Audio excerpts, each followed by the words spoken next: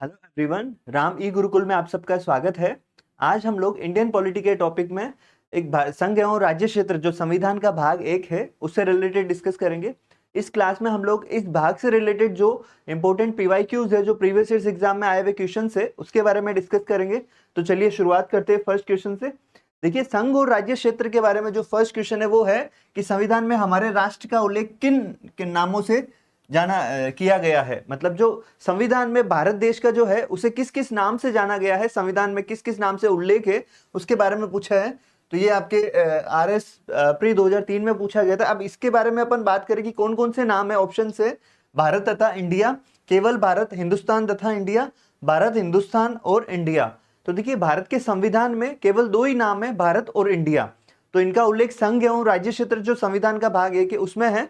तो यहाँ पे आपके आंसर रहेगा ए, भारत तथा इंडिया। अब संविधान के अनुच्छेद 1 में क्या है कि भारत जो कि इंडिया है वह राज्यों का संघ होगा। तो इसी तरह से इंडिया दैट इज भारत, मतलब भारत और इंडिया दो नामों से उल्लेख है। हिंदुस्तान और इसके अलावा कोई भी नाम, भारतवर्ष, ऐसा कोई भी नाम का उल्लेख नहीं, सिर्फ भारत और इंडिया दो नामों का संविधान में उल्लेख है।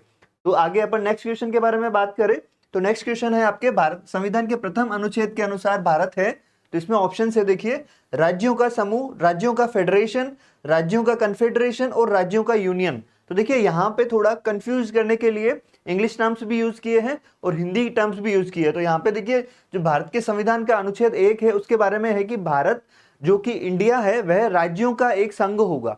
ठीक है, तो इंग्लिश में है Bharat that is India shall be A union of states. ठीक है, तो यहाँ पे आपके आंसर रहेगा राज्यों का यूनियन। अब यहाँ पे देखिए, दोनों को कंफ्यूज करने के लिए हिंदी और इंग्लिश दोनों टर्म्स यूज की है।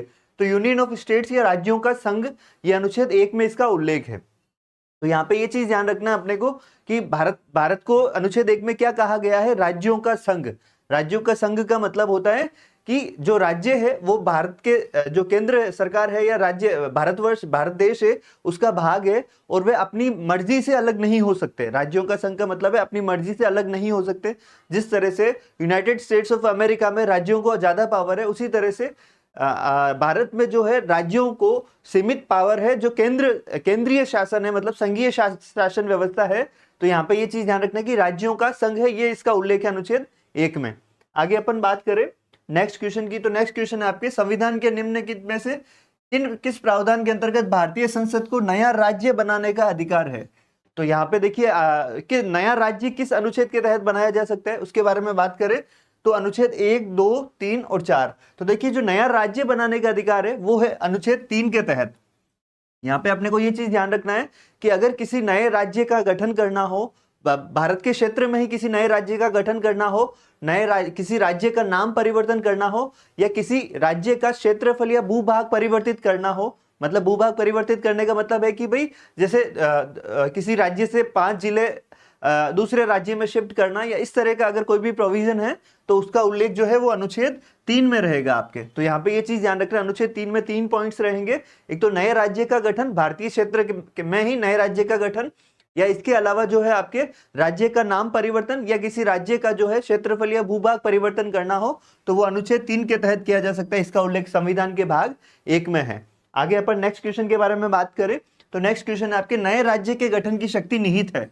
अब नए राज्य का गठन तो अनुच्छेद 3 के तहत किया जा सकता है, लेकिन ये जो नए राज्य का गठन है ये कौन कर सकता है, इसके ऑप्शन है संसद में निहित है, राष्ट्रपति में निहित है, मंत्रिपरिषद या राज्य पुनर्गठन आयोग में। तो देखिए, किसी भी भारत में किसी भी नए राज्य का गठन हो या नाम परिवर्तन हो या क्षेत्र परिवर्तन करना हो तो ये जो सारी शक्ति है वो संसद के पास है। यह चीज अपने को ध्यान रखना है।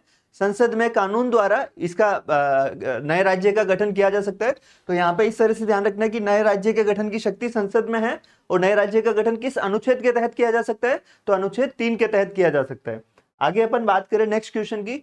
तो नेक्स्ट क्वेश्चन है आपके, भारतीय संविधान के अंतर्गत निम्नलिखित में से किसको राज्यों की सीमाओं को परिवर्तित करने की शक्ति प्राप्त है। अब देखिए, नए राज्य के गठन का पूछ लिया, मैंने आपको 3 पॉइंट्स बताए हैं। एक तो नए राज्य का गठन, राज्य की सीमाओं का परिवर्तन और राज्य का जो है भूभाग या क्षेत्रफल में परिवर्तन, ये तीनों जो है वो संसद कर सकती है। तो यहाँ पे इसका आंसर आपके रहेगा संसद को। अब देखिए, यहाँ पे राष्ट्रपति को भी है, सर्वोच्च न्यायालय को भी। देखिए, संसद में आप सब अवेयर होंगे, संसद में राष्ट्रपति शामिल ही होते हैं। तो आपको ये चीज ध्यान रखना है कि संसद में जैसे सदन अगर पूछे तो लोकसभा, संसद के सदन दो होते हैं, लोकसभा और राज्यसभा। ठीक है, तो अगर संसद के सदन दो है और संसद में शामिल कौन कौन होता है, तो संसद में शामिल होते हैं लोकसभा, राज्यसभा और राष्ट्रपति। तो ये तीनों संसद में शामिल होते हैं। और इसका आपने जैसे संसद वाला टॉपिक पढ़ा तो उसमें अपन ने मेंशन किया है कि इनका उल्लेख है, संसद में लोकसभा, राज्यसभा और राष्ट्रपति शामिल होता है। इसका उल्लेख है अनुच्छेद 79 में, इसका उल्लेख था, अपन ने बात की थी।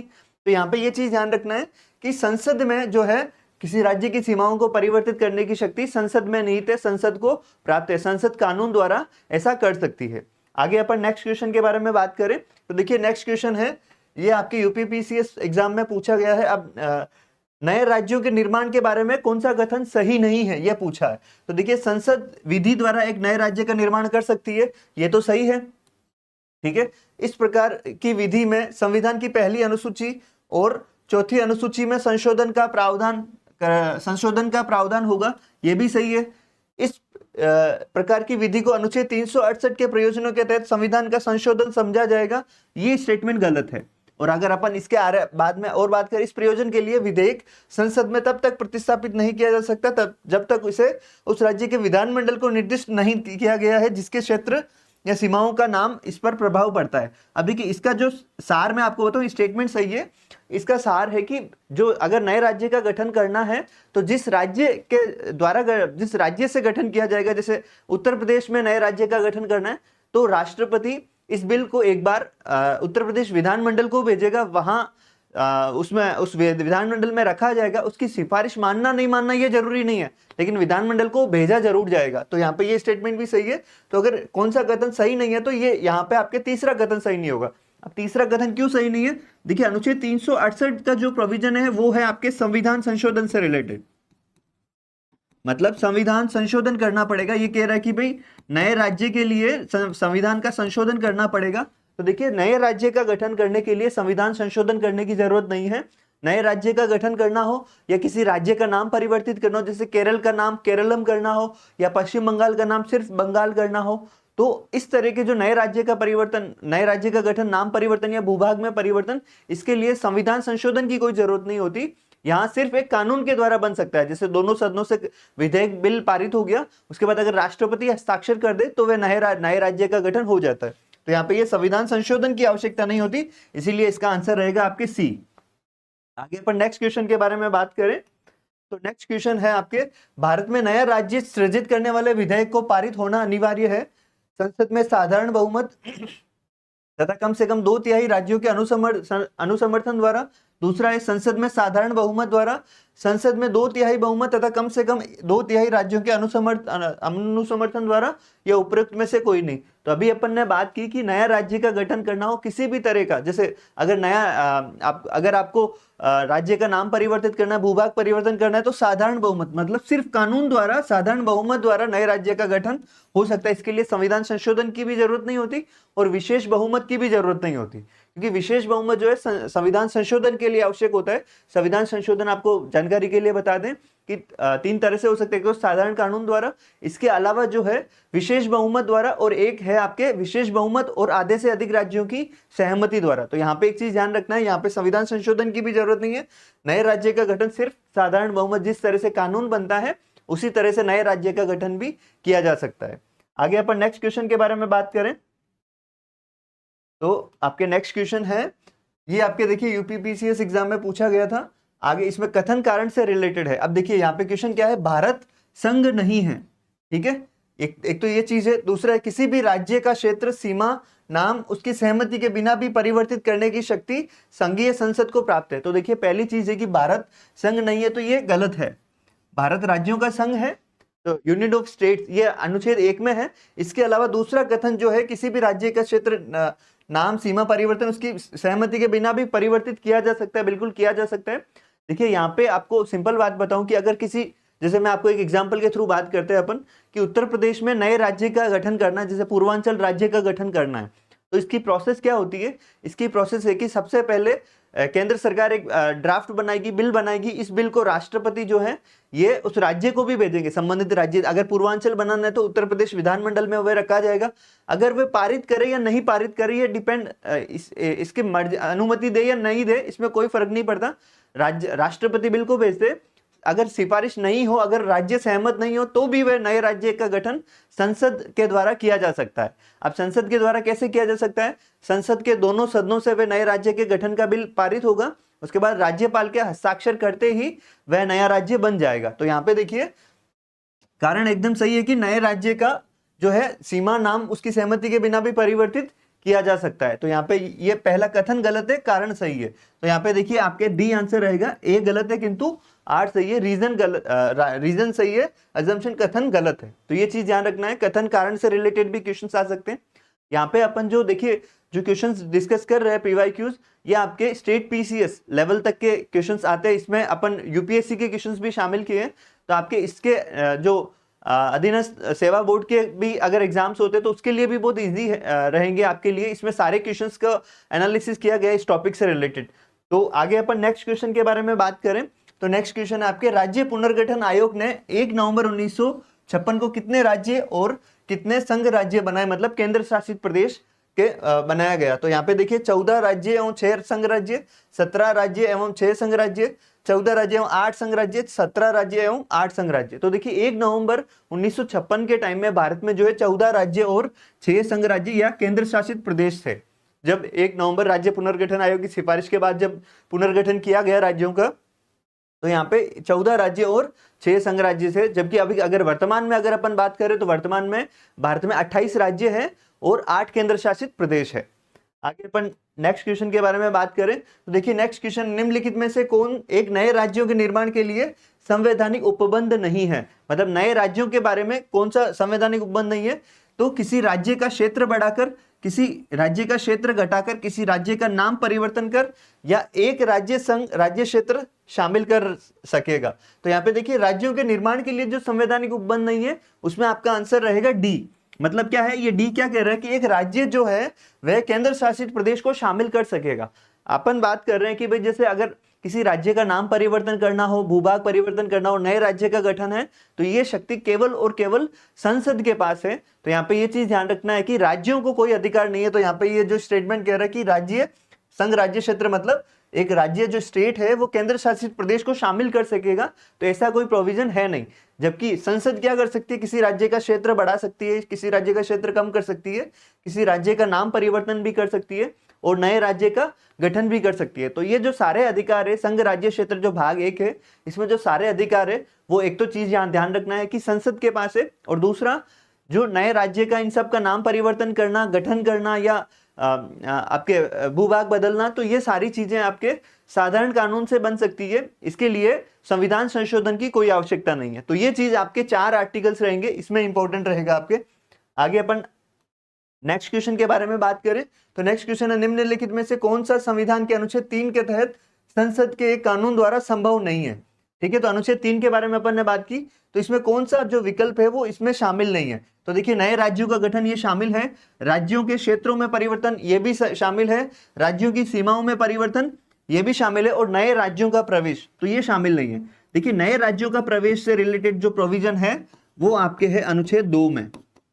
ठीक है, अनुच्छेद 2 में क्या है कि अनुच्छेद 2 में है कि यदि भारत में नए राज्य क्षेत्र को शामिल करना हो जो उसके भूभाग का भाग नहीं है, तो आप उसको अनुच्छेद 2 के तहत शामिल कर सकते हैं। और ये कैसे कर सकते हैं, ये संसद कानून बनाकर ऐसा कर सकती है। मैं आपको एक एग्जांपल के थ्रू बताऊं कि जैसे पाकिस्तान में जैसे बलूचिस्तान की जो मांग है वो काफी टाइम से अलग होने की कोशिश कर रहा है, बलूचिस्तान नए देश की मांग की जा रही है।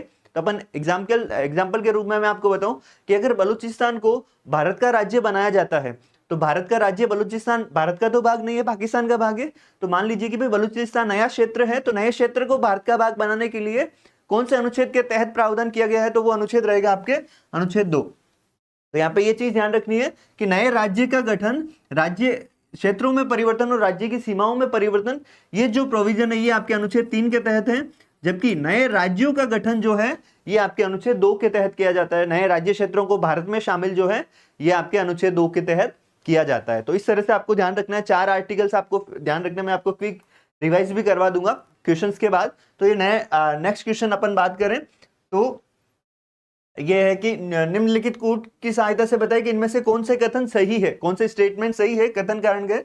तो अपन संविधान में यूनियन ऑफ स्टेट्स शब्द प्रयुक्त हुआ है, ठीक बिल्कुल है, क्योंकि भारत राज्यों को अलग होने का, भारतीय राज्यों को अलग होने का अधिकार नहीं है, तो ये स्टेटमेंट सही है। इसका उल्लेख है आपके अनुच्छेद 1 में। दूसरा स्टेटमेंट है, एस के धर आयोग ने राज्यों के पुनर्गठन हेतु भाषा के आधार की अपेक्षा प्रशासनिक सुविधा को वरीयता दी थी।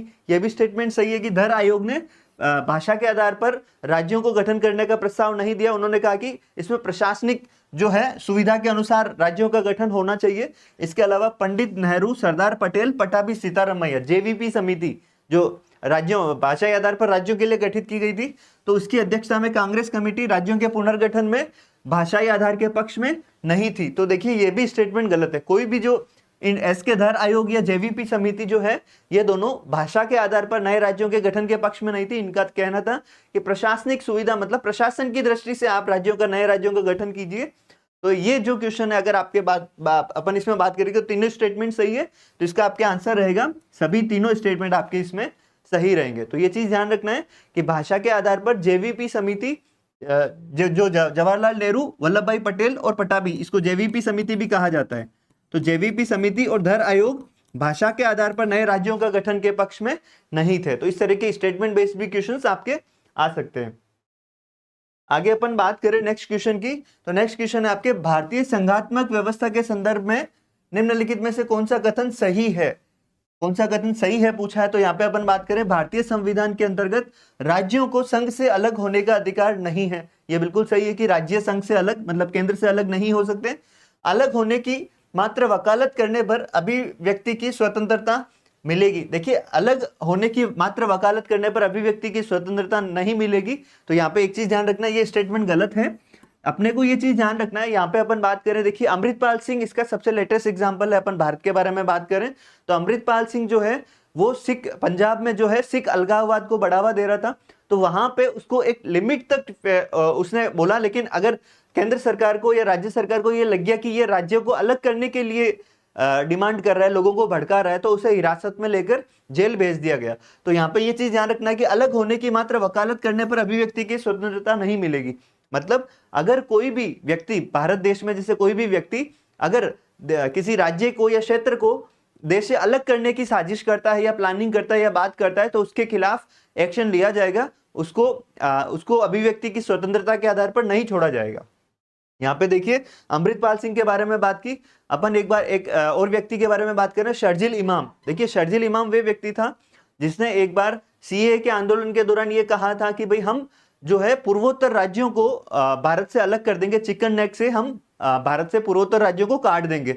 तो इसी आधार पर उस पर केस किया, राजद्रोह का केस लगा और वो अभी तक जेल में है। तो यहाँ पर किसी राज्य को या देश के भूभाग को देश से अलग करने की मांग करना या इस तरह के बारे में लोगों को भड़काना, ये अभिव्यक्ति की स्वतंत्रता नहीं है। तो यहाँ पे ये चीज ध्यान रखें। दूसरा स्टेटमेंट गलत है, पहला सही है। तो यहाँ पे केवल एक कथन सही है कि भाई राज्यों को संघ से अलग होने का अधिकार नहीं है, ठीक है। और यहाँ पे एक चीज और ध्यान रखना है कि अगर भारत सरकार या भारत देश की जो केंद्र सरकार है, अगर वह अपने देश का कोई भी भूभाग अगर किसी दूसरे देश को दे रही है, तो उसके लिए संविधान संशोधन करना पड़ेगा।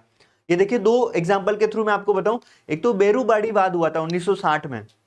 बेरूबाड़ी क्या था कि बेरूबाड़ी नाम का क्षेत्र जो था वो केंद्र सरकार ने, भारत सरकार ने, उस वक्त प्रधानमंत्री जवाहरलाल नेहरू थे, तो उन्होंने ये क्षेत्र जो है ये पाकिस्तान को दिया। तो उसके लिए संविधान संशोधन किया। तो बेरूबाड़ी वाद जो है सुप्रीम कोर्ट में इसमें निर्णय दिया 1960 में कि अगर केंद्र सरकार किसी भी भूभाग को दूसरे देश को देती है तो उसके लिए संविधान संशोधन करना पड़ेगा। लेकिन अगर दूसरे देश से किसी क्षेत्र को अधिग्रहित करती है, मतलब कब्जा करती है, तो उसके लिए संविधान संशोधन की आवश्यकता नहीं है। यह चीज भी ध्यान रखना है। तो यहाँ पे आपके ये स्टेटमेंट बेस्ड क्वेश्चन था। आगे अपन बात करें नेक्स्ट क्वेश्चन की, तो देखिए नेक्स्ट क्वेश्चन आपके है, भारत में वर्तमान में कितने राज्य और संघीय प्रदेश है, मतलब केंद्र शासित प्रदेश है। 25 राज्य एवं 7 संघीय शासित प्रदेश, 28 राज्य एवं 7 संघीय प्रदेश जिसमें राष्ट्रीय राजधानी क्षेत्र मतलब दिल्ली भी शामिल है, 24 राज्य 6 संघीय प्रदेश, 28 राज्य एवं 8 संघीय प्रदेश। तो देखिए अपन बात करें तो अभी वर्तमान में जो है 28 राज्य और 8 केंद्र शासित प्रदेश है वर्तमान में। अपन बात करें, देखिए 29 राज्य थे पहले, तेलंगाना अंतिम राज्य था जिसका गठन किया गया, लेकिन उसके बाद जो है जम्मू कश्मीर को राज्य का दर्जा हटाकर केंद्र शासित प्रदेश जम्मू कश्मीर और लद्दाख को बना दिया गया। तो उसके बाद मैंने आपके 28 राज्यों और 9 केंद्र शासित प्रदेश, तो उसके बाद दादर नागर हवेली और दमन दीव को एक केंद्र शासित प्रदेश बना दिया गया। तो वर्तमान में है 28 राज्य और 8 केंद्र शासित प्रदेश। तो देखिए यहाँ पे अपने को ये चीज ध्यान रखना है कि जो यूनियन ऑफ संघ राज्य क्षेत्र जो टॉपिक है, ये संविधान का भाग 1 है। तो अपन बात करें, देखिए यहाँ पे मैं आपको थोड़ा रिवाइज करवा देता हूँ 3-4 चीजें, तो उसके लिए वो आपके लिए आसानी रहेगा। तो यहाँ पे पहली चीज अपने को ध्यान रखना है कि ये जो संघ राज्य क्षेत्र है, इसका उल्लेख संविधान के कौन से भाग में है? संघ एवं राज्य क्षेत्र।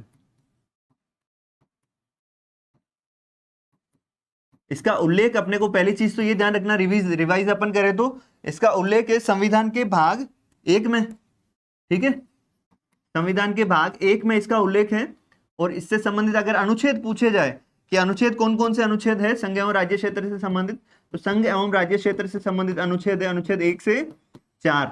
अब अगर अपन बात करें कि अनुच्छेद 1 से 4 में क्या है, तो 1 के बारे में अपन ने बात की कि अनुच्छेद 1 में है कि भारत जो कि इंडिया है राज्यों का संघ होगा, मतलब यूनियन ऑफ स्टेट्स, इसका अनुच्छेद उल्लेख है अनुच्छेद 1 में, तो राज्यों का संघ, ठीक है, पहली चीज तो ये ध्यान रखना है।